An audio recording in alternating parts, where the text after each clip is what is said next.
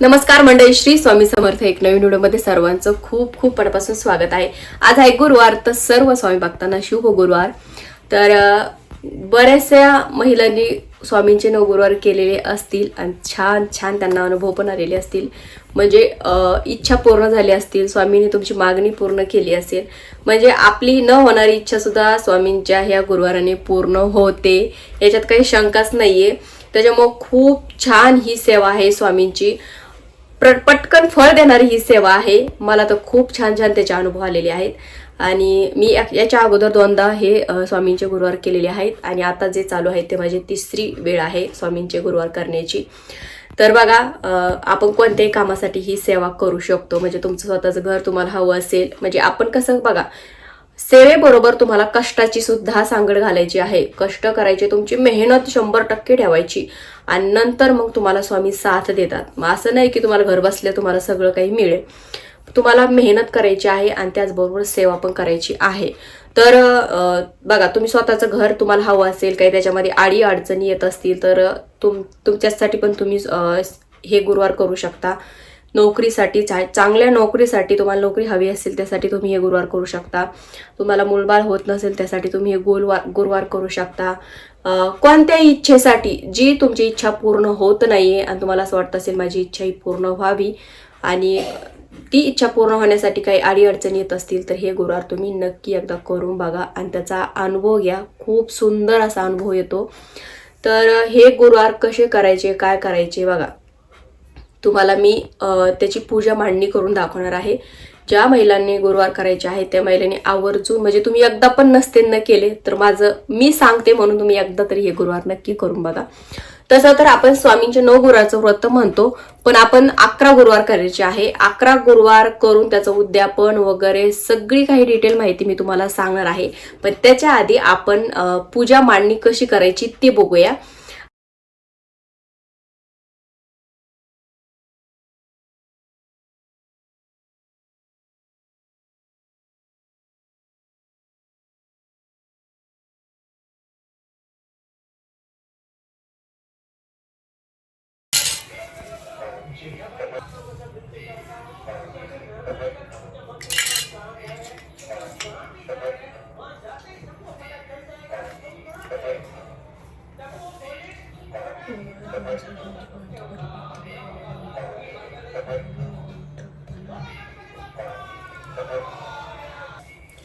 मम आत्मन श्रुती मम आत्मन श्रुती स्मृती पुनरुक्त फल प्राप्त्यर्थम गोत्रपणाना, म्हणजे आपल्या इथं गोत्राचं आपले नाव घ्यायचं,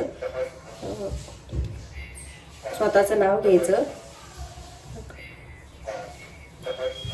आणि समस्त श्री स्वामी समर्थ सुसेवेकरी वर्गानाम, सकल सुभक्त गणानाम, सकल ग्रामस्थानां, सकल कुटुंबनां, द्विपार चतुर्पाद सहितां क्षेम स्थैर्य आयु आरोग्य ऐश्वर्य अभिवृद्ध्यर्थम, समस्त मंगलाव्यार्थर्थम, समस्ताभिवृद्ध्यर्थम, समस्त दुरिपोषार्थर्थम, भूत प्रेत पिशाच शाकिनी टाकिनी राक्षस वेतालादी भय उपद्रव्य निरसार्थम, अप्राप्त लक्ष्मी प्राप्त्यर्थम, प्राप्त्यर्थ लक्ष्मी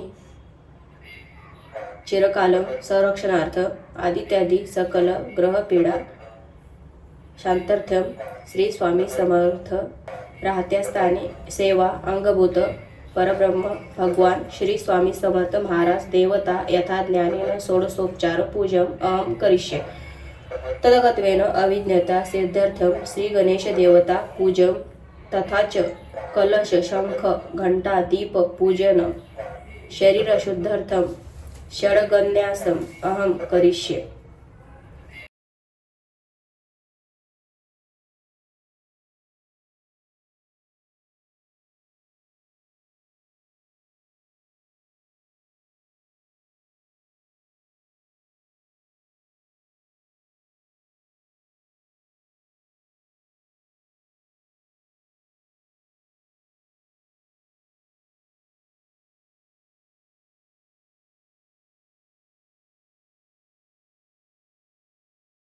महाकाय सूर्यकोटि समप्रभ निर्विघ्नं कुरु मे देव सर्वकार्येषु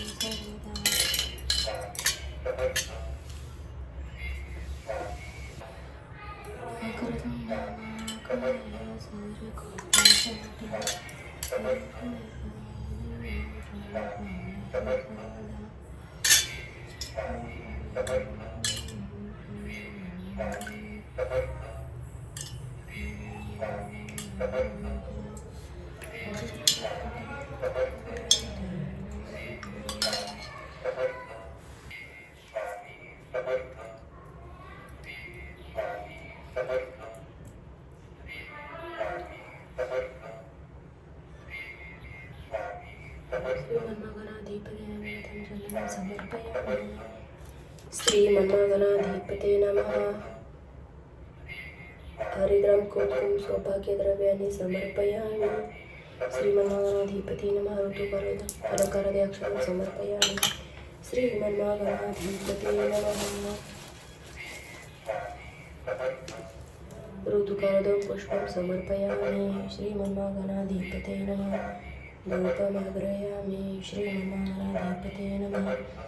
दीपं दर्शयामि। त्रैलोक्येते आणि तीर्थानि वासुदेवाचाज्ञया शङ्खे तिष्ठति विप्रेत्य तस्मात् शङ्ख प्रति पूजयते। ॐ पांचजन्मानि पावनाय धीमहि तन्नो शङ्ख प्रचोदयात्।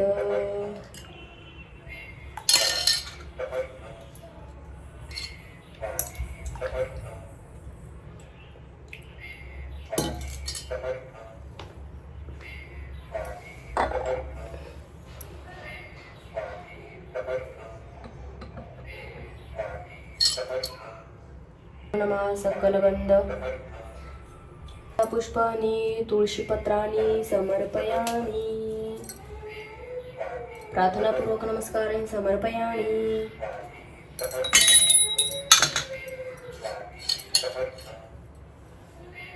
आगमार्थ देवानां गमनार्थे च राक्षसामा कुरु घंटे वर नाद देवता नाद लक्षणं घंटदेवताय नमः। सकलगंध अक्षदा ऋतुकालधूम पुष्पं समर्पयामि। प्रार्थनापूर्वक नमस्कारान् समर्पयामि। आता आपल्या दिव्याची पण पूजा करायची आहे। तर एक फूल घ्यायचं, त्यात गंध, हळद, कुंकू, अक्षदा असं बुडून घ्यायचं, लावून घ्यायचं फुलाला, अक्षदा टाकायच्या। स्वामीची मूर्ती आता उचलून घ्यायची आपल्याला। तर तुमच्याकडे मूर्ती नसेल तर तुम्ही फोटोचा अभिषेक आपण करू शकत नाही। स्वामींचे गुरुवार करायचे असतील तुम्हाला तर स्वामींचा फोटो फक्त पुसून पूजेमध्ये त्याची पूजा मांडणी करायची। बाकी सगळी पूजा अशी करू शकता, फक्त फोटोची अभिषेक करायचा नाही, मूर्तीचा अभिषेक करायचा।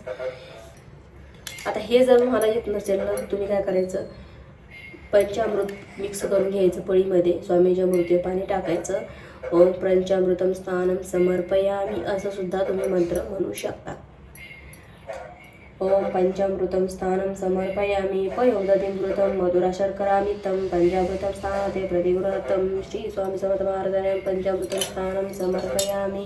पंचामृतं स्थानं शुद्धकं स्थानं समर्पयामि। सकलगंध अक्षदा ऋतुकालधूम पुष्पं समर्पयामि। प्रार्थनापूर्वक नमस्कारान् समर्पयामि। आता आपल्या स्वामींच्या मूर्तीला अक्षदा व्हायच्या। श्री स्वामी समर्थ महाराजाय नमः।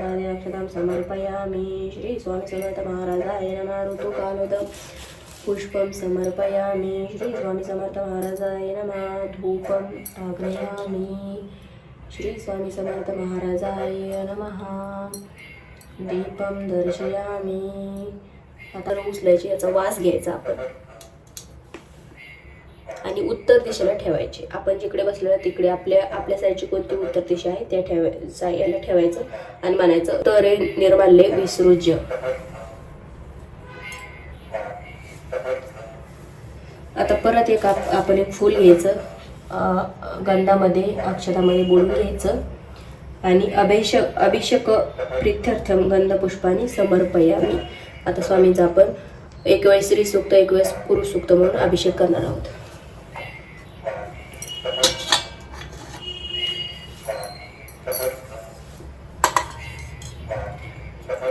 ओम श्री गणेशाय नमः. हरि ओम हिरण्यवर्णा हरिणी स्वयं चंद्राय लक्ष्मी जात वेदावाना तामाम जात वेद लक्ष्मणी यश हिरण्यनादे ग्राम शापुरुष नमः. अशपुरार तमस्ते हस्नाद प्रबोधिनी. गुरुर्ब्रह्मा गुरु विष्णू गुरुदेव महेश्वरा गुरु साक्षात परब्रह्म तस्मै श्री गुरवे नमः. याचं आणि आपल्या दिव्यावर थोडंसं पाणी गरम करायचं. थोडंसं त्यात थंड पाणी टाकायचं. स्वामी समर्थ महाराजांना अष्टोदकं स्नानं समर्पयामि.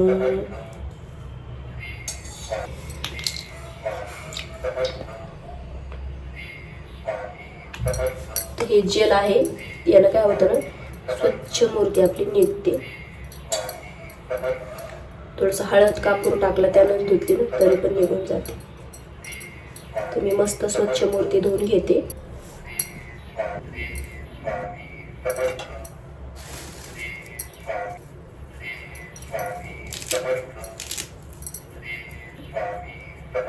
सुप्रतिष्ठमस्तु सुप्रतिष्ठमस्तु सुप्रतिष्ठमस्तु. स्वामी आता स्वामींना जानू घालायचंय. हे जानू तर स्वामींना आपल्याला अत्तर लावायचं आहे. तर आपल्या ह्या बोटाला घ्यायचं अत्तर आणि स्वामींच्या मूर्तीला लावून द्यायचं. वस्त्रम समर्पयामि. वस्त्राला पण थोडंसं आपण गंध लावायचा. बघा स्वामींचं वस्त्र घातलं. आता स्वामींचं जे काय हार वगैरे असेल ते घालून घ्यायचं. स्वामींना गंध लावायचा. छान गंध लावायचा स्वामींना.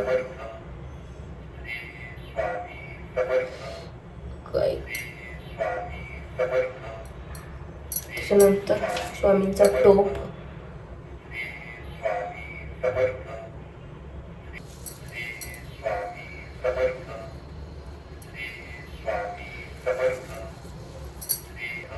आता आपल्या स्वामींना धूप दाखवायचा आहे. वनस्पती रजकना गंडाग्रह सर्व देवांना धूप प्रतिगृहातम. श्री स्वामी समर्थ महाराजांना धूप वाग्रयामि. समर्थ महाराजांना दीपम दर्शयामि. आता आपल्याला नैवेद्य दाखवायचा इथे. पण आपण जेव्हा आपला स्वयंपाक वगैरे होईल तेव्हा आपण नैवेद्य दाखवायचा.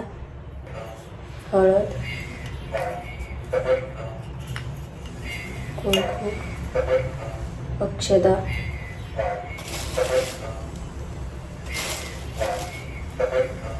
फूल आणि पान. 5 नागवेलीचे पान.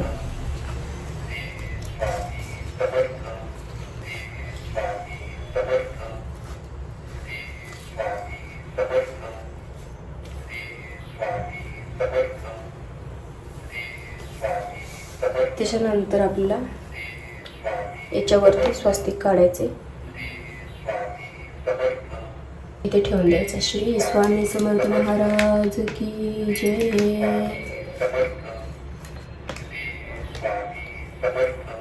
श्रीफळाला पण आपण हळदी कुंकू लावायचं.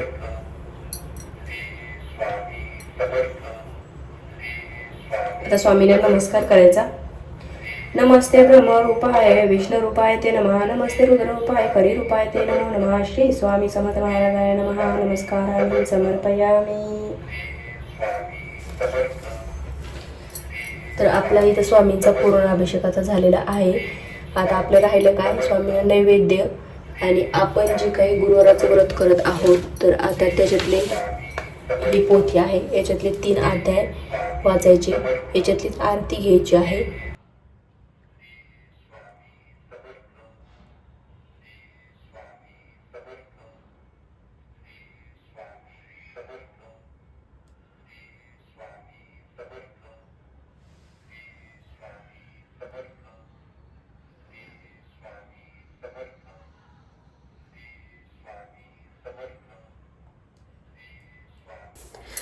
तर आताच पूजा वगैरे झाली.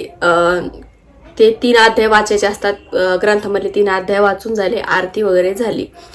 तर बघा, आपण जेव्हा गुरुवार करतो त्यावेळेस आपल्या कोणती इच्छा असेल त्या इच्छेसाठी आपण किंवा त्या मागणीसाठी किंवा त्या आपल्या मनोकामनासाठी आपण गुरुवार करू शकतो. आता स्वामींचे गुरुवार कोणत्याही गुरुवारी तुम्ही सुरू करू शकता, असं नाही की कधी करायचे म्हणून. कोणताही तुमची इच्छा होईल तर ज्या वेळेस इच्छा होईल त्या गुरुवारी तुम्ही स्वामींचे हे व्रत सुरू करू शकता. हे व्रत करण्यासाठी तुम्हाला काही लागत नाही. स्वामींचा मूर्ती फोटो लागतो, जो 9 गुरुवाराचा ग्रंथ असतो, पोथी ती लागते. त्याचबरोबर बाकीचं काहीच लागत नाही तुम्हाला. आता आपण जेव्हा पूजा मांडतो बघा, पूजा मांडणी वगैरे झाली की ज्या काही सेवा आहेत त्या सर्व सेवा करायच्या. म्हणजे तुम्हाला पूर्ण स्वामी चरित्र सारामृत वाचायचं, एक ग्रंथ प्रत्येक गुरुवारी.